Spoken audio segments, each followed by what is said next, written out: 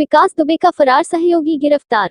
Mumbai Maharashtra police के आतंकवाद निरोधक दस्ते एटीएस ने पड़ोसी ठाणे से शनिवार को 2 व्यक्तियों को गिरफ्तार किया, जिसमें से एक कुख्यात अपराधी विकास दुबे का फरार सहयोगी है। यह जानकारी एक अधिकारी ने दी।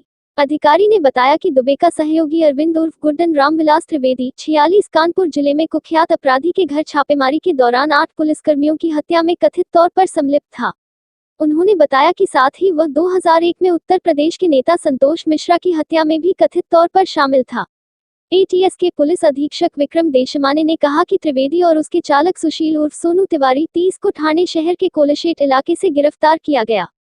एटीएस अधिकारी ने बताया कि त्रिवेदी की गिरफ्तारी से कानपुर में दुबे और उसके गिरोह की गतिविधियों के बारे में कुछ जानकारी मिल सकती है।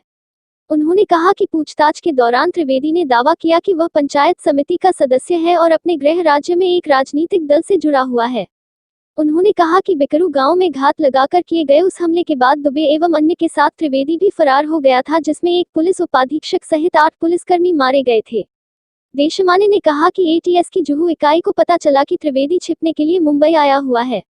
उन्होंने कहा कि मुंबई पुलिस के पूर्व एनकाउंटर स्पेशलिस्ट निरीक्षक दया नायक की अगुवाई में टीम ने कोलशेट से दोनों को गिरफ्तार कर लिया। एसपी ने कहा कि प्रारंभिक पूछताछ में त्रिवेदी ने स्वीकार किया कि वह और दुबे 2001 में उत्तर प्रदेश में नेता संतोष मिश्रा की हत्या और कई अन्य अपराधों में शामिल थे। उन्होंने कहा कि एटीएस ने उत्तर प्रदेश पुलिस के विशेष कार्यबल एटीएफ को गिरफ्तारी के बारे में सूचना दे दी है। कानपुर कांड में शामिल दुबे शुक्रवार को एक कथित मुठभेड़ में मारा गया था। एटीएस अधिकारी ने कहा कि त्रिवेदी दुबे का बहुत करीबी था और नियमित रूप से उसके निवास पर जाता था। उन्होंने कहा कि वह कानपुर में मारे गए अपराधी की गतिविधियों के बारे में पुलिस को महत्वपूर्ण जानकारी प्रदान कर सकता है। त्रिवेदी और तिवारी द्वारा अपनाए गए मार्ग पर उन्होंने कहा कि कानपुर में 8 पुलिसकर्मियों के मारे जाने के एक दिन बाद दोनों कार में कानपुर से निकले थे और मध्य प्रदेश में दतिया पहुंचे थे। यह स्पष्ट नहीं है कि दुबे उनके साथ था या नहीं। उन्होंने कहा, दतिया से दोनों महाराष्ट्र के पुणे की ओर जा रहे एक ट्रक में सवार हो गए।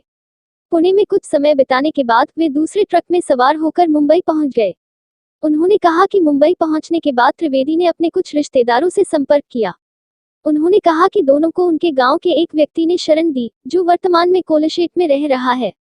अधिकारी ने कहा, त्रिवेदी ने शुरू में अनुरोध किया था कि उन्हें एक दिन के लिए वहां रहने दिया जाए, लेकिन वह और तिवारी 4 दिन वहां रहे। उन्होंने कहा कि यूपी पुलिस द्वारा दुबे और उसके सहयोगियों पर नजर रखने के लिए अभियान शुरू किया गया था, लेकिन एटीएस को अपने मुखबिरों के जरिए त्रिवेदी के ठिकाने के बारे में जानकारी मिली। एटीएस की टीम का हिस्सा रहे अधिकारी ने कहा, एटीएस की जुहू इकाई ने जाल बिछाया और शनिवार को दोनों को गिरफ्तार कर लिया। एक अन्य अधिकारी ने कहा कि त्रिवेदी ने जांचकर्ताओं को बताया कि वह बिकरू गांव में गोलीबारी की घटना के समय मौजूद था।